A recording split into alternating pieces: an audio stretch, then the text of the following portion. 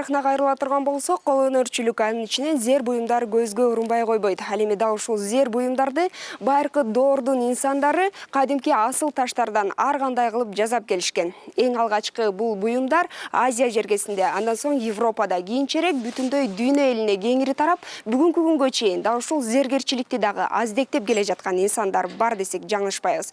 Анда кеп дал ушул азыркын азаматтары туурасында болмокчу. Кызматыңызда болсо мен Айгерим Токтоналиева. Саламатсыздарбы?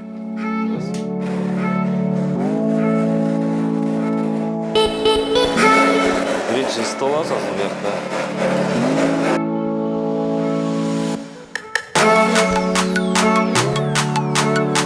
Мен тарткан сүрөтүм могу сүрөт болуп саналат.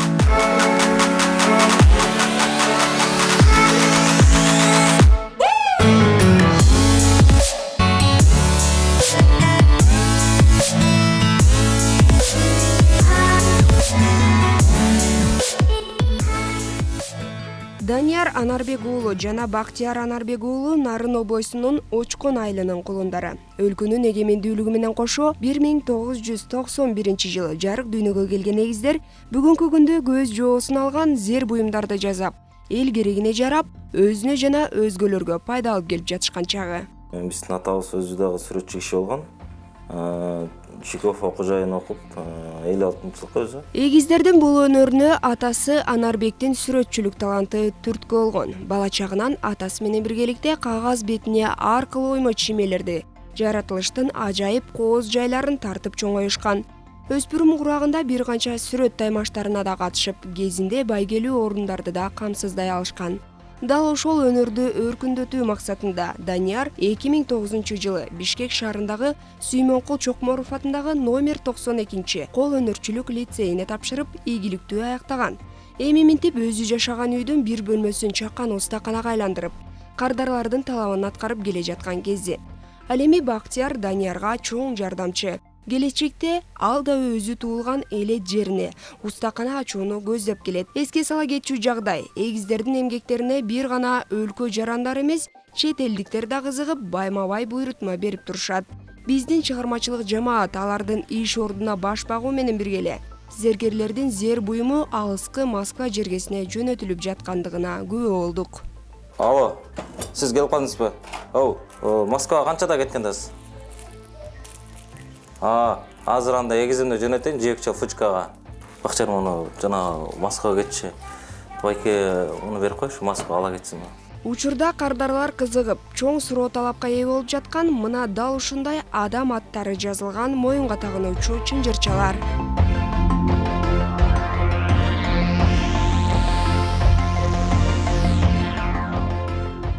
Чынжырча жасоодогу эң алгачкы этап болуп сатып алынган күмүштү таразага тартып алуу. Себеби ар бир жазала турган азем буюмдардын граммына жараша баасы да бычылат. Маселен, бул чынжырчалар орточо эсеп менен 6-7 граммды түзүп, 2000 сомдун тегерегинде сатка чыгарылат. Айта кетчү жагдай, бүгүнкү күндө 1 грамм күмүштүн баасы 40 сомду, ал эми 1 грамм алтындын баасы 1200 сомду түзүүдө. Ширинкенин кутурчасы кенде кадимкидей. Чачырап кетпеш үчүн майда чүйдөлөр бар бакта күмүштөр.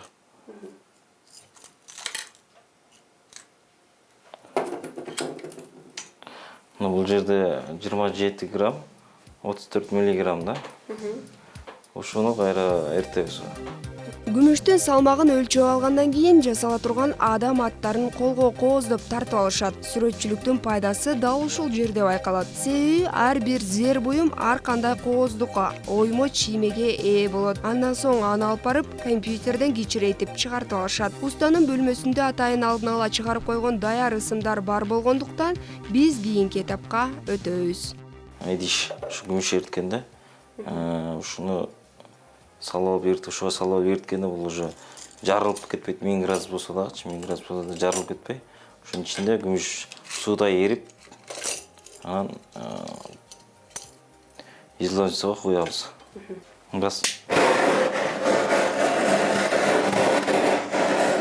Кийинки баскыч күмүштү эритип алуу болуп саналат. От жаратылыш газы менен тутанат. Күмүш 350 градус Цельсияда ысып, сууда эрийт. Дал ушул эриген күмүш эмнегедир көз алдыңа күндүн кызыл чоктой кызарып батып бара жаткандыгын элестетет. Ооба, дал ушул кызыл чоктой кызыл өңгө ээ болгон кезде гана бул процесс аяктайт.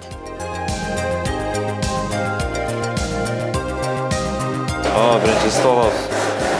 Ысытпаса мустагараак сыяктуу болуп калат, анан ысыгыма киргенде давление көтөрүп турат, үстүгө чачыратып турат күмүштү. Болжолдуу түрдө канча градуска чейин ысыкталат? Күмүш 350 градуста эрийт, бул 350 градуста уже эрип суу болуп калат да.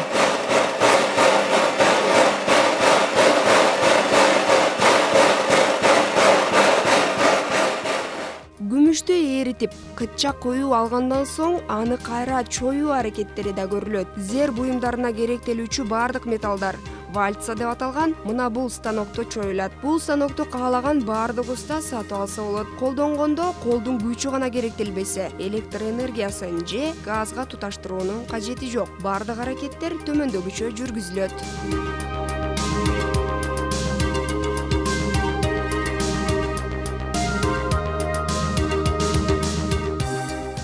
Бул өзүңүздөр көрүп тургандай, бул күмүш чоюучу ручной вальца деген аппаратыбыз. Ошо бул өзүбүз сатып алабыз. Ошо бул 18,5 миң сом турат. Ар кандай балар менен бар. Андан да кымбаттары бар. Ошондой деген аппараттар менен чоюп, анан ушу эмелекке койгон күмүшүбүздү бул эки валдын ортосуна кысып, улам чоюп, улам үстүнөн кысып, чоюп турган сайын уже күмүштүн чоюлуп өзүбүз чоюп бүткөндөн кийин бир аз өз размерге келтиребиз. Анан буга да аябай күч керек. Буга дагы аябай бир кылдаттык менен иштеш керек. Кээде ушинтип чоюп ысытып, чоюп дагы бир аз ысытып келип кайра чоюш керек. Жарылып кетет. Ушу куйган нерсебиз кайырманын ортосуна бөлүнүп кеткендер жарылып да кетет. Мага жаккан эң жеңил деп саналган этаптардын бири бул күмүштү кадимкидей эле от менен ысытуу болуп саналат. Бирок бул деле жеңил деп аталган менен бутка аябагандай эле күч керектелет экен. Ошол эле маалда күмүш катуу болгондуктан жогорку деңгээлде ысытыш керек экен. Ал эми бул күмүштү жок эле дегенде чоюп жаткан маалда 3 жолу ысытылып, дээрлик 20 мүнөткө жакын убакытта чоюлуп анан бүтөт. Күмүштү чоюуда өтө кылдаттык менен иштөө кажет. Антпесе металл сынып кетет. Ал эми кайра ысытып туруу күмүштү сынуусун алдын алат.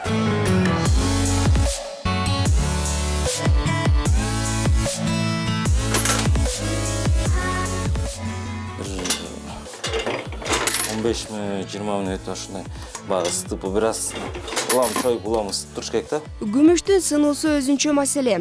Аны чое турган аппараттын сынып калуусу андан да чоң маселе. Биздин чыгармачыл топ зергерлердин ишин тартуу маалында дал ушул станок бузулуп калып, анын оңдолуусун күтүүгө дээрлик 2,5 саат керектелди. А бирок усталар чыныгы уста экендигин дал ушул жерден дагы бир жолу далилдеп, станок оңолду. Күмүш да чоюлуп бүттү. Эми биз жогоруда тартып алган даяр ысымдарды желимдин жардамы аркылуу чаптоого киришебиз. Жаңы ошо чоюлган ушул металлга, күмүш металлга ошо жалпайт алдык өзүбүз, ошо жасаганга өзүбүз размер келтирипчи. Ошол жанагы өзүбүз биринчи чип алган эскизди күмүштүн бетине чаптап, анан аз ич салып алып туруп, анан тешип алып, күмүштү мындай кесип чыгарыш керек да, ошондо мындай. Кесип чыгарып анан ушу клонду жасайбыз. Кийинки этап? Кийинки этап азыр эме менен эле азыр дубль мык менен ушу ич салып алабыз да, ушу тешип, ушу кесип, ичин кесип чыгарыш керек.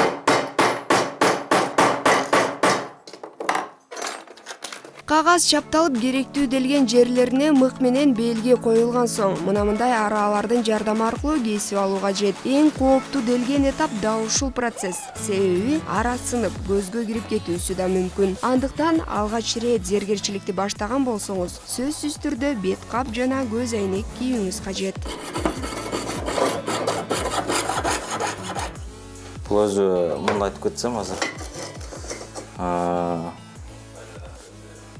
Бул ошо күмүштүн аттарды ошо илбой жанагы эскизди кесе турчу пилка деп коет, лобзик деп аталат. Бул ручной аппарат. Бул кадимкидей ара десем болот, тиштери бар. Ушу менен аралайбыз десем болот, мындай жалпак түрдө айтсам. Аралап, ичиндеги нерсесин алып кесип чыгарабыз. аппарат кол менен могу кезип атканда могу бүктөлүп кетиши мүмкүн, ар кандай сулчу болгону сынып кетет да.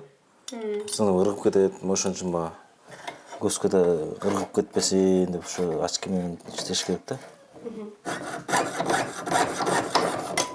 Мына эмеле айтып атпам мына. Сынып кетти. Мына ушинтип сынып кетет. Эң ичкесинде алып турбайм мен. Керектүү делген бөлүк кесилип алынды. Кийинки этап аны жылмалоо же өгөлөө болуп саналат. Өзүңүздөр көрүп турган эмеле күмүштүн бетине чапталган ысымды ошондой кылып күмүштүн бетинен чыгарып кезип алдык. Кандай болсо ошондой кылып кезип алып, эми азыр беттин наждак менен шлифовать этип алып, баягы могу таксак анымаларды баарын кетирип шлифовать этип алгандан кийин анан кийинки аппаратты бияка келебиз, бияка өтөбүз. Ушул аппарат менен өзүбүз полировка кылып, бетин тазалап, чийилген, шлифовать этилген бетин кайра тазартып, жылмакай кылып, андан да жылмакай кылып, тазалап, жалтыратып алганга ушул аппарат менен акыркы эме ушу менен өтөт десем болот. Буюмубуз бүтөт да. Бетин ушинтип шлифовать этип, бетин тазалап,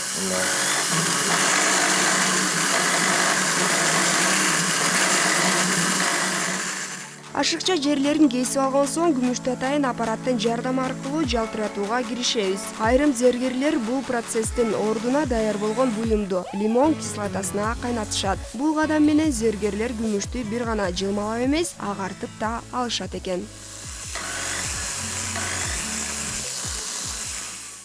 Азыр акыркы этапты көрсөтөм. Азыр шлифовать этилип бүткөндөн кийин бетин жалтыратып, жылмакай кылып, полировка кылып тазалап алабыз.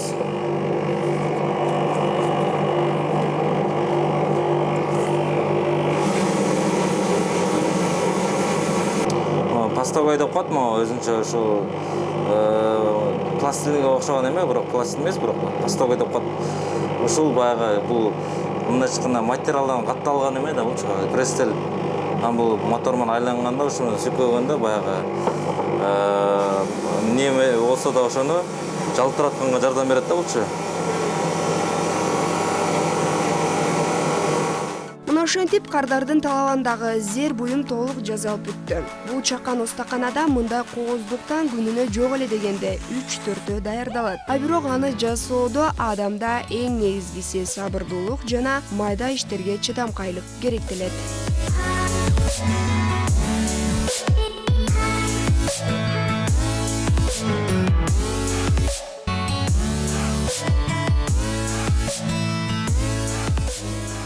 Бул ошо майда жумуш, аябай баягы нерв жукалар иштей албайт, нерв күчтүү эле иштей алат десем болот да, мындайча айтканда. Калыңыраак иштесең жалпак тил менен айтканда ошондой да. Көбү ошон үчүн баягы окуп жүргөндө эле канчасы бирөө кетип калган болгон учурлар болгон. Бул меники эмес экен, буга чыдай албайт экен деп кетип калгандар болду. Анан бүтүп алып деле иштебей диплом алып деле башка окууга окуп кеткендер да болду.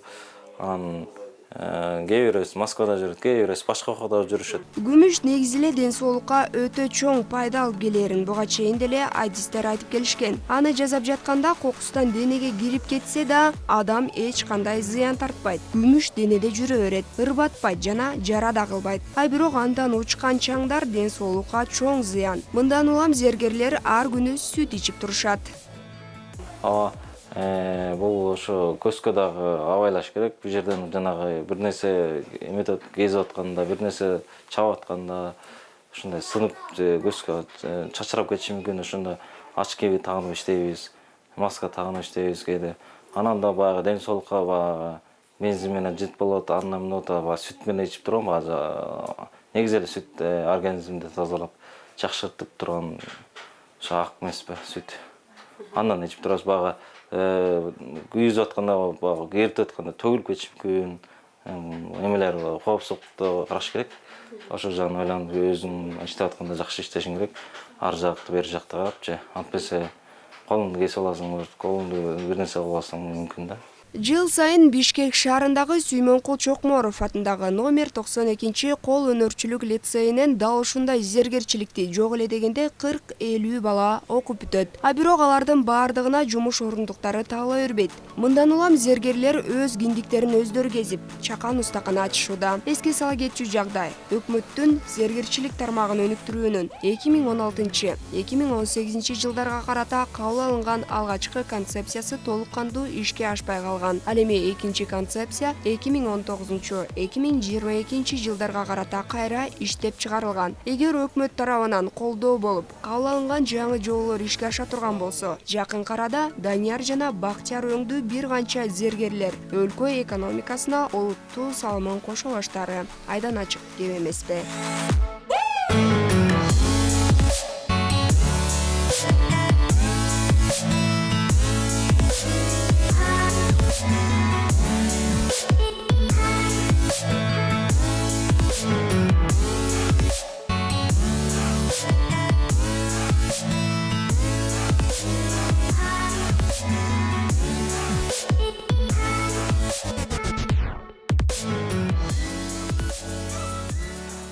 Бул зергерчиликтин Кыргызстанда келечеги бар.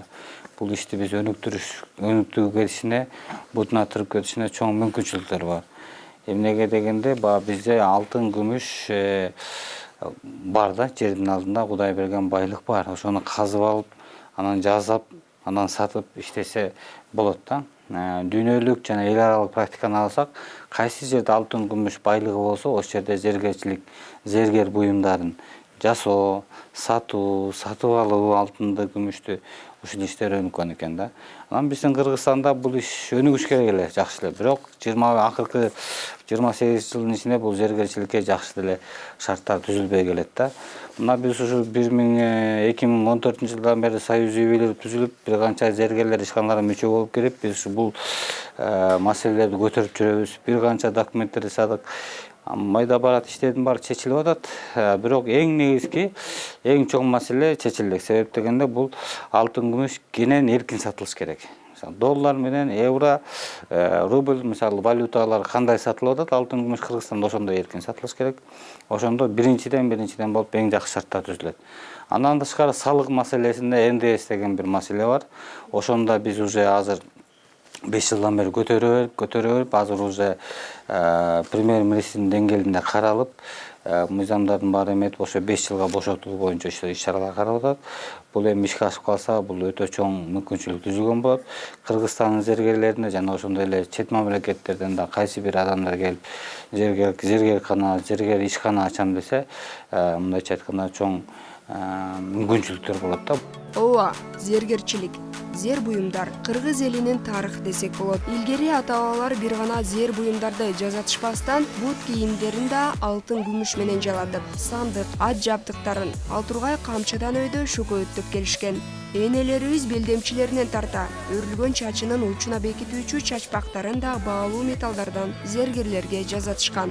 Ал эми бүгүнкү күндө бардык зергерлер даяр калыптардын, атайын аппараттардын негизинде гана иш алып барып калган маалда, жогорудагыдай мээнет менен өлкөнүн онутта калып бара жаткан баалуулуктарын барктап, аны сүйүп жасап жатышкан албетте азыркынын азаматтары.